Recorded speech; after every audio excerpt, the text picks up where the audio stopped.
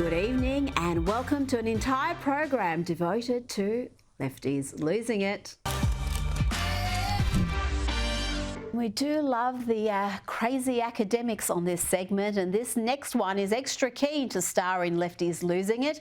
Meet University of California Irvine Associate Professor Tiffany Willoughby Hurd, who was among at least 3 faculty members who got themselves arrested for a pro-Palestinian, anti-Israeli protest. She then went on this mad rant about taxpayer dollars being wasted.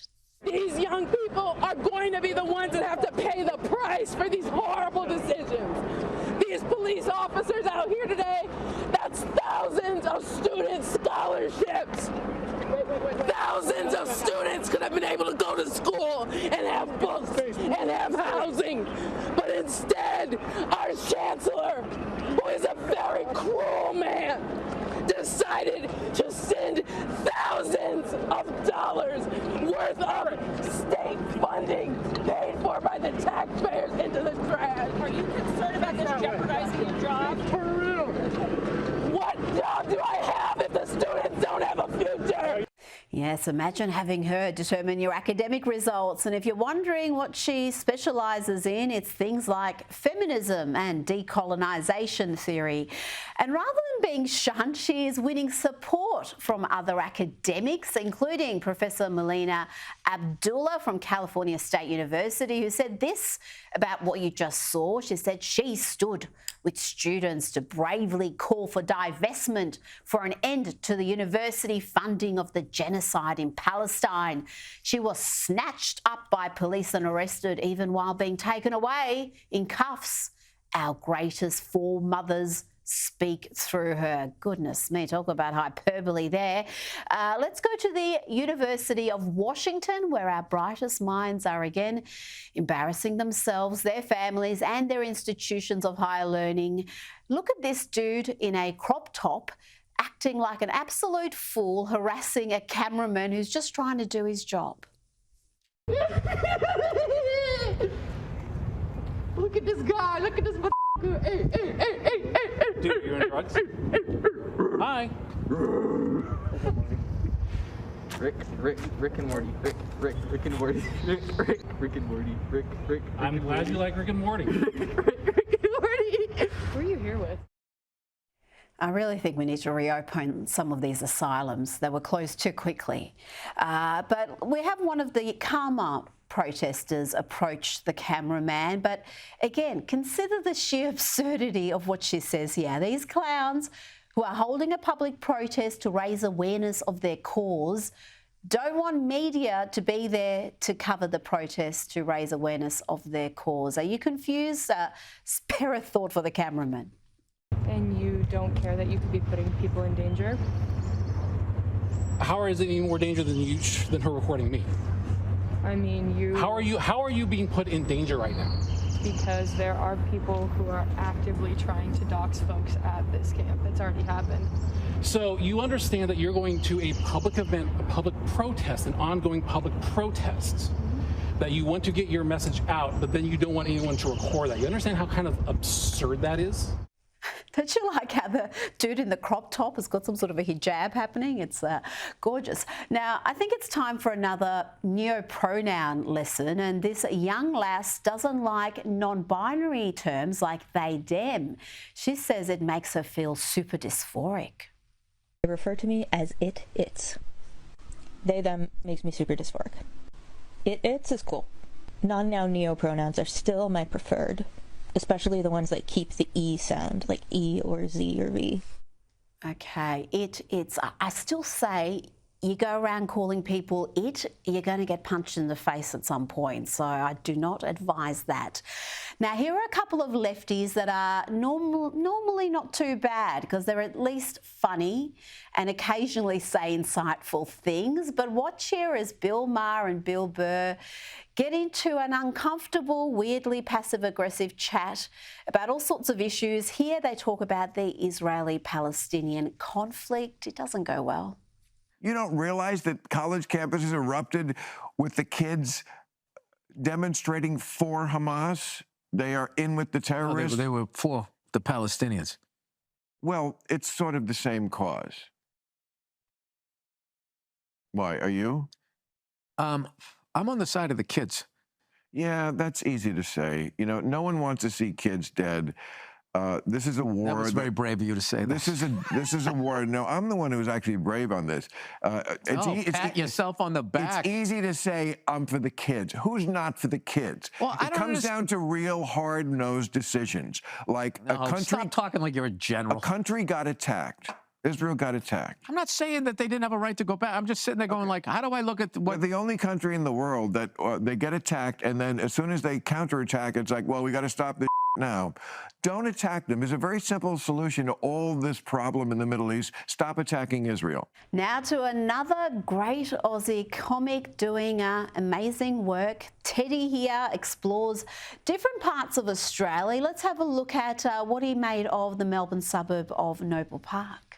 Africa and Asia had a baby, it'd be called Noble Park. Don't let the sign and the fancy station fool you. This place is literally like a third world country. On this side of the station, we've got the African street. This is where the uncles hang around in suits, but not one of them work a corporate job. It's not an African barbershop if that doesn't have stock images in the front. On this side of the station, it's like Asia. Of course, it starts off with nail places, massage places with stock photos. Bro, no one in Noble Park even looks like that. There's also pho. The people in the kitchen are punching on, which means it's going to be good food.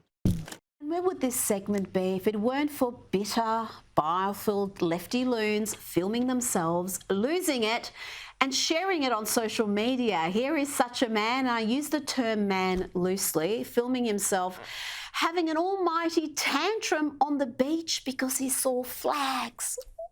I'm here enjoying a nice day at the beach with my kids, and I turn around. I got these flags planted here on the beach by these MAGA. Listen, this is all America. We know you didn't storm the beaches to stake out your territory on the beach. This isn't the moon. I get it. This is America.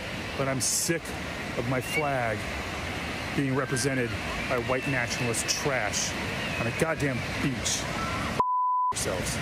Imagine being so triggered by the stars and stripes. If it ain't your flag though, mate, if seeing the flag makes you so unhinged, perhaps consider moving to a different country. I'm willing to crowdfund a one-way ticket to Iran for you. Something to think about. We've seen the ladies of The View keen to defend the lefties losing it on college campuses across America. Apparently, these kids are intelligent and ethical crusaders who want to change the world. Which students are pushing against, which I'm thrilled to see, because I like when students get mad and say, we want a change made. But how much do these protesters actually know about the Israeli-Palestinian conflict? Let's find out. Have you guys chanted from the river to the sea? Yes. Okay, which river, which sea? The Sea of... So you don't know that? No. The answer was the Mediterranean and the Jordan. What does Hamas say their #1 goal is according to their charter? They just wanted to free Palestine. It's to murder all Jews around the world. How many years did Israel occupy Gaza? Late 1800s, the entire time. Since 48. It was actually under Egyptian control for the first 20 or so years, and then Israel actually left Gaza in 2006. I'm shocked. Wait, they left? Wait, what? They left? Yeah, they did. Surely they can't all be this clueless, can they? Let's see if they can answer Zach Sage's next question. What is a Zionist? What is the definition of Zionist? Doesn't that mean you hate Palestinians, right? Jewish people who think that Judaism is the highest race. Zionism actually just means that you think Jews are entitled to having their own homeland to protect themselves from another Holocaust. You don't even have to be Jewish. That makes you a Zionist. Okay. What does Antifada revolution mean? I don't know what that means. But you've chanted it? Yeah. It's like a global call to murder Jews. Wow. Wow. Did you know you said that? No. Would you say it again? Probably not. How much have our foreign adversaries donated to American universities in the last decade? No idea. I couldn't give you a number on that. The answer was over $6 billion. How many Gazan refugees have the Arab neighboring countries let in the last few months? 35,000. The answer was 0. Look, you asked an education major about... Students don't seem to know what they stand for. So wouldn't it be great if these expensive colleges actually taught them something? It would be great if colleges charging $50,000, $60,000, $70,000 tuition would occasionally teach their students something other than how to hate the West. Maybe then we wouldn't have the chickens for KFC phenomenon as exemplified by this next activist. Can you explain what you're wearing? Yeah, this is like this. Yeah, this is a Kia. This is Or what's the meaning behind what it is that you're wearing? Yeah, so this is a kiafa. It's like kind of worn in a lot of like kind of like more Middle Eastern cultures, and this one in particular is like has a lot of significance in like the sort of Palestinian resistance. Words. Wearing this to like show solidarity with like Palestine and Gaza right now. What exactly are the Palestinians resisting? Israel has been essentially colonizing Palestine for the past 70 years or so. And they're resisting colonialism, they are resisting imperialism, and they have been resisting a genocide that has been waged against them that has only intensified over the past 7 months, and they've been resisting this genocide for the past 70 years. Would you describe yourself as a progressive? Yeah. Do you think that Gaza and the Palestinians share your values? It doesn't really matter what they share my values, because at the end of the day, they are being genocided. Are you aware that in Gaza they behead or throw LGBT people off of buildings? No, they do not. Interview's done. Thank you. All right, just ask the question. No, they don't. Interview's done. Oh dear. These people are almost beyond parody, but some comics find a way. Here is Matan Peretz mocking these nincompoops.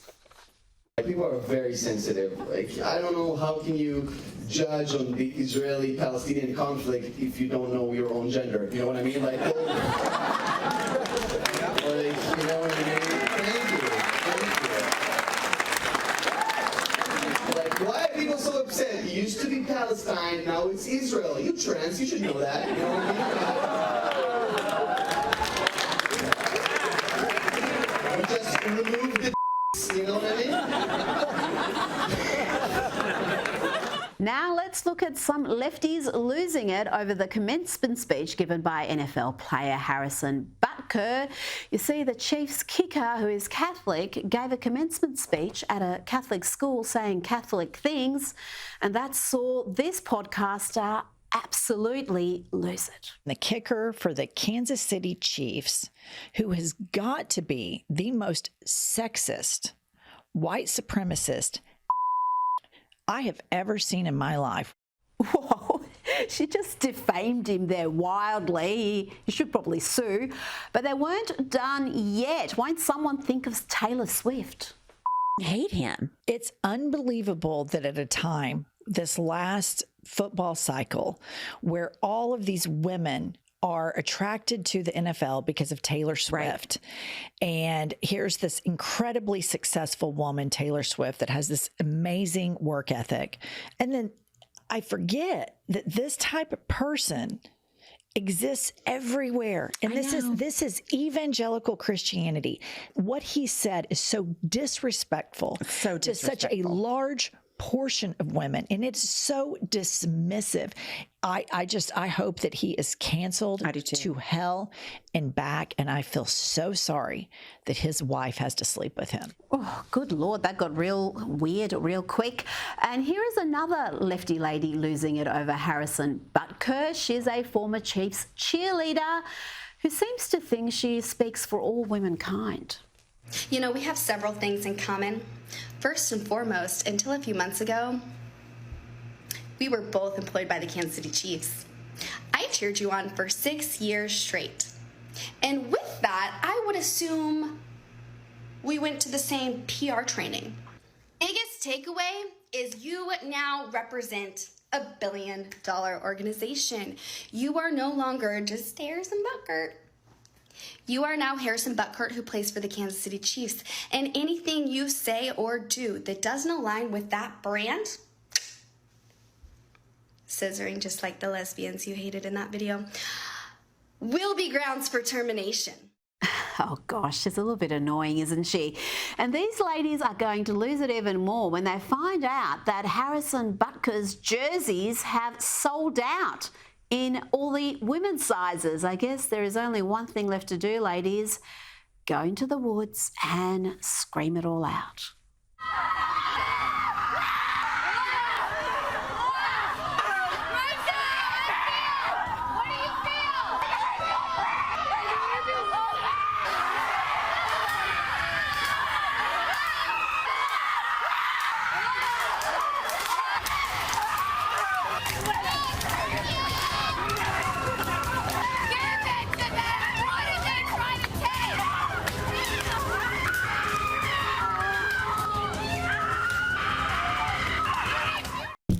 The ladies of The View are the gift that keeps on giving. So much Lefties losing it content each and every week, and today it's the ironically named Joy Behar who stars with this bit of derangement. You keep wearing that red hat that says "Make America Great Again." That tells people that you go along with this. So you might as well just put a swastika on the hat. Don't do that. Let's not do that. Because we see it anyway. Yep, she's bonkers and devoid of joy. Can you imagine becoming so unhinged by a Making America Great Again cap? And we have more joy for you, not real joy, the bitter lefty losing it type here, admitting that she's not honest with her audience about Joe Biden's failings because she doesn't want to help Donald Trump. So, but I'm nervous about saying anything against Biden because I feel, not that I have so much power, and you have some more than I do, obviously. But I don't know about that. Are you afraid that you might, influence people who are on the fence? I think you lose all credibility. I do. I mean, my bond with my audience has always been I don't pull a punch. Yeah. My bond with my audience is you're not going to like everything I say, but I'm saying what I really think is true. Oh, that was some subtle shade thrown by Maher. And that wasn't the worst of it. Here, Joy claims that Biden's brain is still good. He's great. We are not young, but we don't present as old. Yeah. Biden does. I saw him yesterday making that speech. Yeah. I mean, I'm sorry. He's cadaver-like. But his brain is good. He's still great. Oh, that is just unintentionally hilarious. And now to more unintentional hilarity from the male version of Joy Behar, MSNBC host Lawrence O'Donnell. He had this analysis on Michael Cohen's disastrous testimony where the serial perjurer admitted to being a thief who stole $30,000 from the Trump Organization. That yes, he stole $30,000. Later, when Cohen was asked about that on redirect by the prosecution, it didn't really sound like stealing $30,000. It sounded a lot like Michael Cohen doing the little that he could within that calculation to rebalance the bonus he thought he deserved, and it still came out as less than the bonus he thought he deserved. Did you get that? So if you think you're entitled to something, you can just take it. That's not really stealing. Yeah, Lawrence actually said it sounded like Cohen doing what he could to rebalance the bonus he thought he deserved. Yeah, okay. Lefty's losing it indeed. And it's not the first time Lawrence has embarrassed himself reporting on this trial. Remember his bizarre, creepy description of Stormy Daniels? At 10:32 a.m., she entered wearing all black, as if on her way to a funeral. The loose-fitting, plain black clothing draping from her shoulders to her toes suggested the modesty of a nun. The makeup was minimal, the way she and the other moms in her neighborhood might look when shopping at the local grocery store. The long blonde hair held up with a clip at the back of her head, the way it might be in a utilitarian way while she was doing dishes or checking one of the horseshoes on her horse.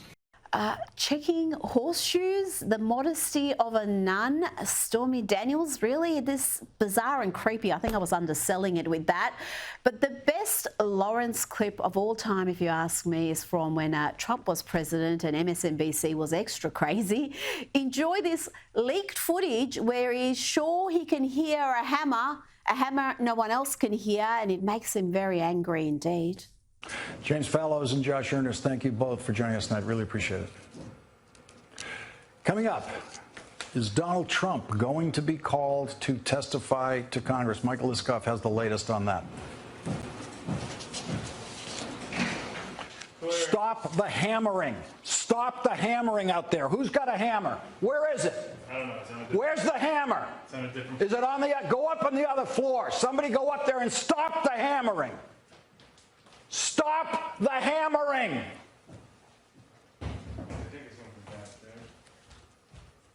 I'll go down to the goddamn floor myself and stop it. Keep the goddamn commercial break going.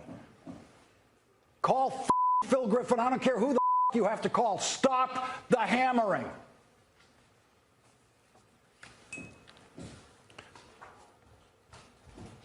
Empty out the goddamn control room and find out where this is going on. It's either there or out there somewhere. He seems agitated, but it wasn't just the hammering. There's also a woman talking about Labor Day in his ear incessantly. The woman talking in my ear was talking about the Labor Day special repeatedly. Every time we went to a SOT. Out of control. We've been seeing a lot of Bill Maher lately. He has a book to flog, so he's been everywhere, from The View to Gutfeld. Of course, he went on Fox, that's where the audience is. But the more we see of him, the more clear it is that this lefty, who is occasionally sane and lucid, is either wildly ignorant or dishonest. Watch as Megyn Kelly educates him, or tries to, about election denial. I mean, you keep saying sort of I'm nuts because I don't see the difference between the elephant and the mouse, and I'm telling you I identify them differently than you do. Hillary Clinton, of course, is the original election denier. I'm sure you voted for her in 2016. Well, she's not an election denier. She absolutely was the OG election denier. First of all, she came out before the sun had risen to concede the election to Trump. And then spent the next 4 years saying he was illegitimate. He was an illegitimate president. Okay, well, first of all, she didn't say he was an illegitimate. Yes, she did. You tell me exactly what she said. She said those exact words repeatedly. Okay. Yep, she did. She said those exact words, Bill. I believe he knows he's an illegitimate president. Is Bill Maher really that clueless about Hillary Clinton's election-denying ways? Was Maher hiding under a rock for the years she pushed the lie that the 2016 election was stolen, where she helped formulate and spread Russian collusion conspiracies that undermined democracy in the US? Maher is either frightfully ignorant or lying. There are no other options at this point. Let's remind him of some of the things Hillary has said. I believe he knows he's an illegitimate president. He knows. So I know that he knows that this wasn't on the level. I don't know that we'll ever know everything that happened, but clearly we know a lot and are learning more every day, and history will probably sort it all out. As I've been telling candidates who have come to see me, you can run the best campaign, you can even become the nominee, and you can have the election stolen from you. Apparently, Bill Maher missed that, and he also missed the truth about January 6th, or as he calls it, the insurrection. Let's listen now to some of his paranoid fantasies. On January 20th, 2025, he'll show up at the White House, whether he's invited or not. And I don't think that's going to be good. He's gonna bomb in if he lost? Yes. Oh, yeah. Bomb is a word I wouldn't even throw around lightly. Oh, stop it. He's not going to do that. Right, like there was never an attack on the Capitol, Megan. I hear you, but he's not going to show up at the inauguration. Like they didn't show up at the Capitol and break windows and knock down doors and kill cops and chase. They didn't do that. And they didn't break windows, knock down. They didn't kill cops. They of course did. No, they didn't. Who did? They died of natural causes that day? Capitol Police Officer Brian Sicknick, the medical examiner, has determined that he suffered 2 strokes and died of natural causes. Yeah, nobody died that day. Cops? No, not true. Who? Okay. Who? Oh, I don't remember the names. They didn't. There was Brian Sicknick, who died later after the fact. Megyn Kelly is so much smarter, better informed and better at her job than Maher. It's frightening. He's the best they've got, though. And the man who prides himself on his depth of knowledge and critical thinking skills kept on embarrassing himself. Here, Megyn schools him on the selective enforcement of the law that saw Biden still classify documents and not be charged. One actually had the ability to declassify documents and keep them because he'd been the president, and one didn't because he should have been looking at documents only in a SCIF while a sitting U.S. senator, and clearly he stole classified documents that he wasn't entitled to and never had the ability to declassify them. Yeah. Maybe you know more about that than I do. I don't remember that part of it, and I always don't trust anything I hear until I vet it from the other side, because everybody sort of has their one-sided view of it, and narrative is more important than truth. I know this is the right-wing narrative. I'm not like that, Bill. I care about facts. I practiced law for 10 years. I want to get the cases right. You know, Conservatives are guilty of the bigotry of low expectations when it comes to Bill Maher. I've done it too. I've praised him and played his clips when he's occasionally said something sensible, something the right has been saying for years. But at his core, he's a delusional Democrat who has spoken of his dream of seeing Gavin Newsom becoming president. Yeah, the California governor, that one. I think fellow traveller Bill Burr summed up Maher nicely during their recent chat. Most of the you say is not smart. It's just sort of obscure. It's not obscure to a certain percentage of people. I'm not some giant egghead. I'm just I know you're not that smart. And Greg Gutfeld had the right idea about Maher, who was on his show earlier this week. That's the most important thing that's going on in this country. He didn't concede the last election. He's not going to concede this election. You don't know that. When? And everybody said, oh, you smoke too much pot. Turned out I smoked just the right amount of pot. There's no right amount. So, Dr. Drew, yes, sir. You're really good at diagnosing mental illness. Okay. What is Bill's problem?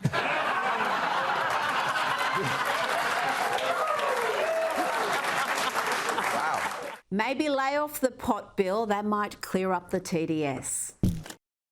That's it from me. I'll see you Sunday morning for Outsiders. Good night.